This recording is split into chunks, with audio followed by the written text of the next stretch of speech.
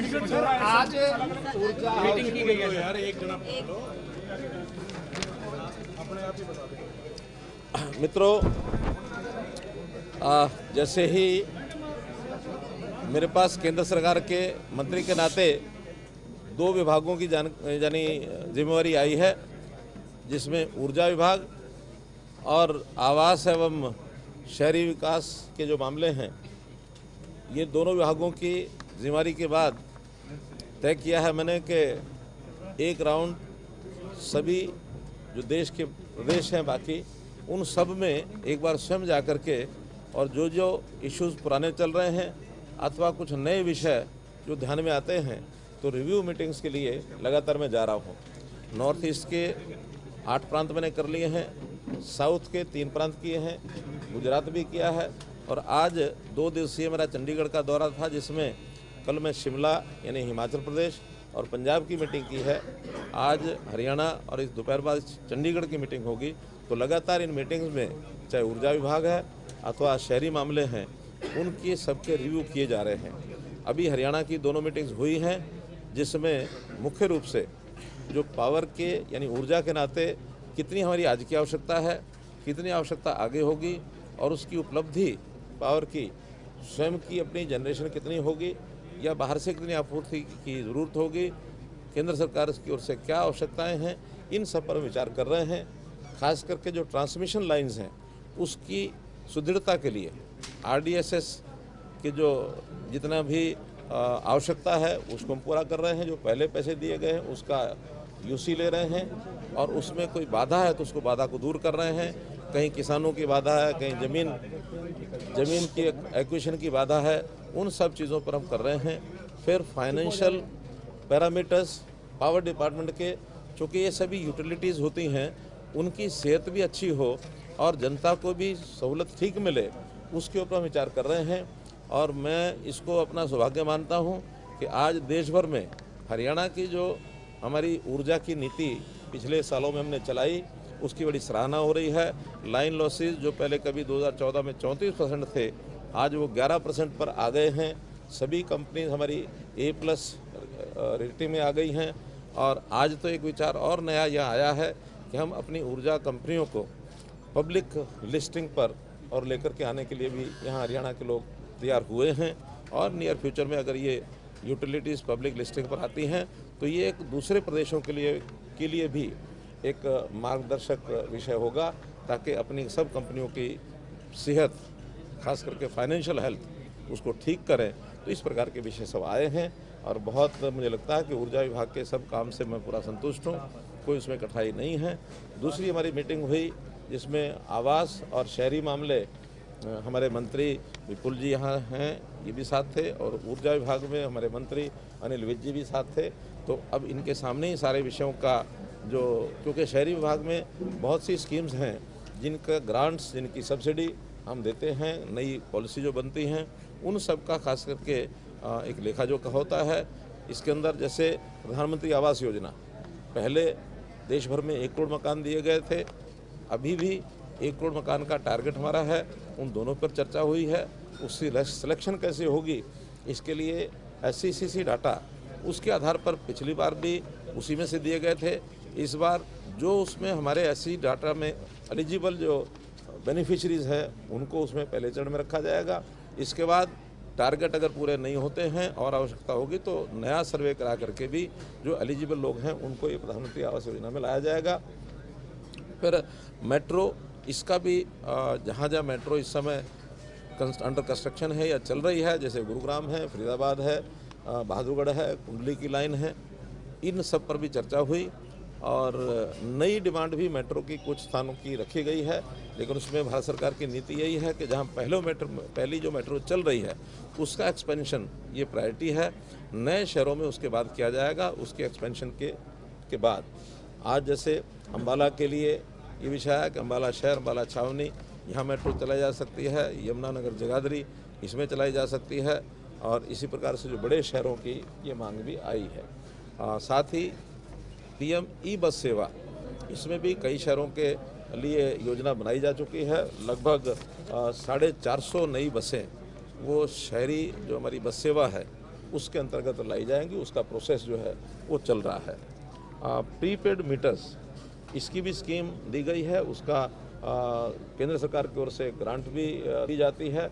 उसमें प्रगति थोड़ी कम है क्योंकि अलग अलग मॉडल के ऊपर सिस्टम बनाया गया है। कुछ यहाँ विरोध की बातें भी सामने आई कि साधारण कंज्यूमर जो है यानी डोमेस्टिक कंज्यूमर, शायद उसको प्रीपेड में दिक्कत आएगी। तो उसके लिए प्रायोरिटी तय की गई कि सबसे पहले सरकारी कार्यालय जितने हैं उनमें प्रीपेड मीटर्स ये लगाए जाएंगे।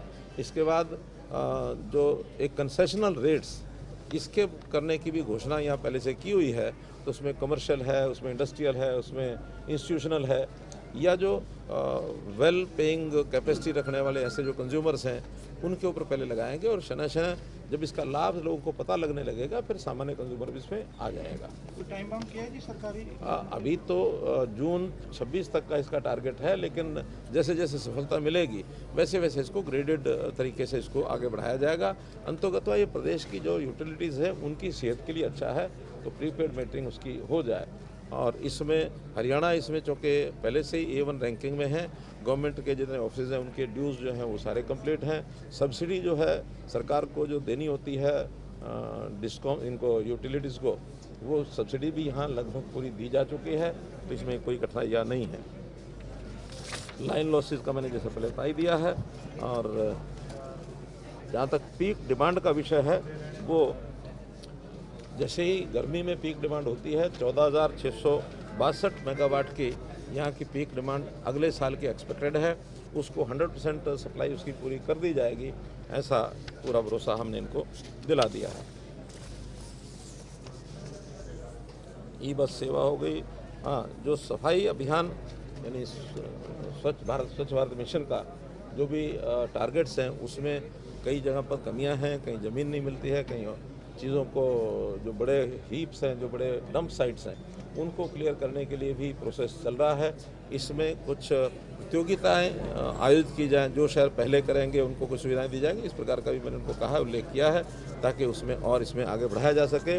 जो एक सप्ताह हमने पिछले दिनों में स्वच्छता ही सेवा, ये 17 सितंबर से 2 अक्टूबर तक जो सारे देश भर में चलाया गया था, यहाँ चुनाव के कारण से उसको नहीं चलाया गया था, लेकिन उस काम को अब हरियाणा जम्मू कश्मीर में लागू करके उसको भी पूरा कराया जाएगा।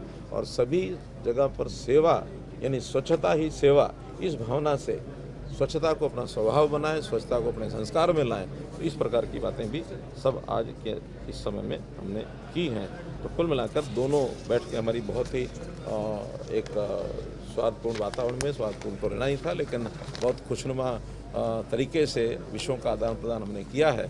और हम हरियाणा को खास करके पूरे जैसे देश भर में बाकी प्रांतों को सुविधाएं देंगे, हरियाणा में भी पूरी। सर, सौर ऊर्जा को बढ़ावा देने के लिए भी कुछ डिस्कशन हुआ है सर इस मीटिंग के अंदर? देखिए, सौर ऊर्जा हरियाणा में थोड़ी कठिनाई इसलिए है कि उसके लिए ज़मीन जो चाहिए, यहाँ ज़मीन उतनी उपलब्ध नहीं है, ज़मीन के रेट्स बहुत हाई हैं।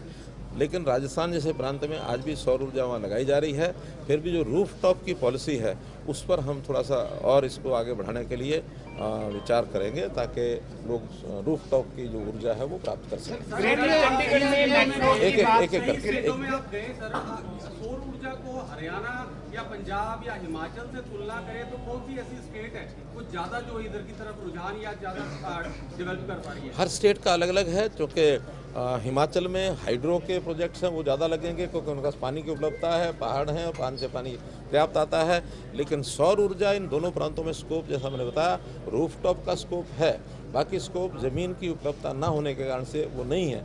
कहीं कहीं विंड का भी थोड़ा जहाँ हवा चलती है उसके स्कोप हैं, लेकिन यहाँ इन दोनों प्रांतों में अभी तक जो हमारी ये कोयले की यानी बिजली जिसको क्या कहते हैं हम थर्मल पावर प्लांट पर ही दोनों प्रदेश निर्भर हैं। और बाकी आसपास प्रदेशों से बिजली पर्याप्त मिल जाती है और वो ठीक रेट पर मिलती है, कोई कमी नहीं आती है। इसलिए सभी प्रदेश अब बिजली को प्राप्त करके अपने आप को सेल्फ डिपेंडेंट बनाएंगे।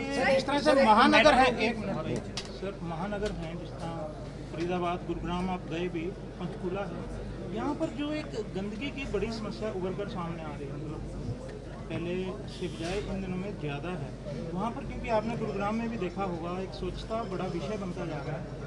इसके लिए कुछ निर्देश दिए हैं? ऐसा नहीं कहा जा सकता कि गंदगी पहले कम थी अब ज़्यादा, ऐसा नहीं है, लेकिन मोड बदल गया है। पहले अवेयरनेस इतनी नहीं थी, आज अवेयरनेस भी है और कुछ प्रोग्राम भी दिए गए कि डोर टू डोर कलेक्शन करो, कलेक्शन करके उसका फिर सेग्रीगेशन करो, फिर उसकी प्रोसेसिंग करनी है। पहले लोग जगह जहाँ आवश्यकता पड़ती थी खड्डे वड्डे में डाल देते थे। अब चूँकि ध्यान में यही आता है कि हर चीज़ का अगर प्रोसेसिंग नहीं होगा तो प्रदूषण बढ़ेगा, तो प्रोसेसिंग के जो प्लांट्स हैं वो थोड़ा सा गति उनकी धीमी है, क्योंकि उसके अंदर नए नए प्रयोग हैं, चाहे एनर्जी बनाने का विषय, वेस्ट टू एनर्जी है, वेस्ट टू वेल्थ है, वेस्ट टू चारकोल है, कहीं कहीं कंपोस्ट खाद बनाया जा रहा है। तो बड़े प्लांट्स जो लगाए जा रहे हैं उसमें समय समय पर रिव्यू किया जा रहा है। जैसे अभी हमने फरीदाबाद और गुड़गांव वहाँ पर चारकोल बनाने के लिए एनटीपीसी ने एक एमओयू किया है, तो एनटीपीसी को अब ज़मीन हमको देनी है और बहुत जल्दी ज़मीन हैंडओवर कर देंगे ताकि अपना वो प्लांट लगा सके। तो ऐसे काम बहुत तेज़ी से चल रहे हैं। सर एक पॉलिटिकल जो जम्मू कश्मीर के अंदर जो हुआ है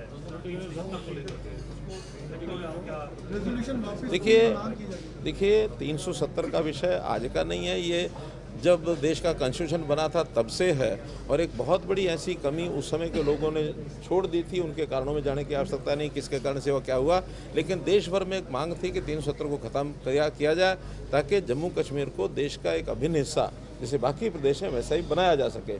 उस काम को देश की सरकार ने उसको तय कर दिया कि 370 को एब्रोगेट कर दिया, समाप्त कर दिया है। अब इस देश में कोई ऐसी व्यक्ति, संगठन, कोई सरकार या कोई पार्टी, कोई ऐसा मंसूबा सफल नहीं होने दिया जाएगा जिसको 370 को ख़त्म करने की बात की जाएगी। एक मांग उनकी जो थी कि जम्मू कश्मीर को पूर्ण राज्य का दर्जा मिले, वो देने की बात सरकार ने कह दी है कि उसको पूरा दर्जा दिया जाएगा। 370 के वापसी आने का किसी प्रकार की कोई संभावना नहीं है। स्मार्ट सिटीज़ जो है वो क्योंकि टाइम बाउंड प्रोग्राम है और वो जो काम बचे हुए हैं, करनाल और फरीदाबाद 2 स्मार्ट सिटीज़ हैं, उनके बचे हुए काम उसको टाइम बाउंड तरीके से पूरा कर दिया जाएगा। एनसीआर की तर्ज पर ग्रेटर चंडीगढ़ में रोड, रैपिड रोड की एक मांग लंबे समय चल रही है। 2 स्टेट के साथ आपकी बैठक हो चुकी, क्या कोई प्रपोजल? अच्छा, चूँकि उस मेट्रो का जो विषय है मुख्य रूप से वो चंडीगढ़ का ही, चंडीगढ़ क्योंकि केंद्र बिंदु है उसमें, तो नोडल चंडीगढ़ ही है। आज चंडीगढ़ की बैठक में इस पर चर्चा विस्तृत रूप से होगी, बाकी जगह हुई थी।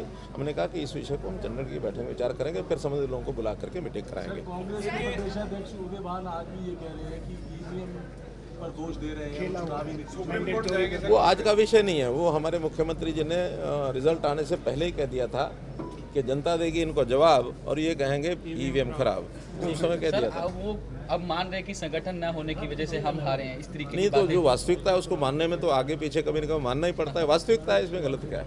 धन्यवाद।